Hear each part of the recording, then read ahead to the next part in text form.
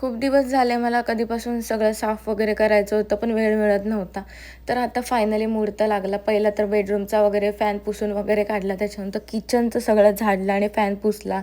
मग हॉलमध्ये आले. मग हॉलचं पण सगळी जी फॅन ती धूळ लागलेली ती सगळी पुसली.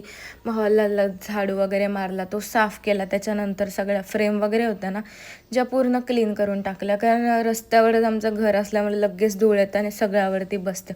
त्याच्यामुळे ते सगळं क्लीन करून घेतलं. किचनच्या पण बरण्या धुतल्या, रिटर्न त्या पुसल्या वगैरे. आणि मग यात्रेतून काय काय आणलं तुम्हाला दाखवते. इयरिंग्स आणले, मस्तपैकी क्लिप वगैरे आणले जे की तुम्हाला माहीत आहे. आणि असे रुमालचं सेट, बेडशीट वगैरे ह्या सगळ्या छोट्या मोठ्या वस्तू आणल्या. मग काय संध्याकाळची आपली भांडी वगैरे लावायला घेतली.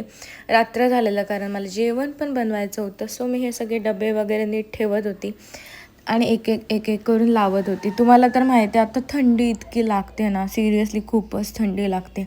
आणि तुम्हाला एक गोष्ट दाखवते की मी ज्या बरण्या आणलेल्या ना, त्या मी अशा प्रकारे सेट करून ठेवल्यात.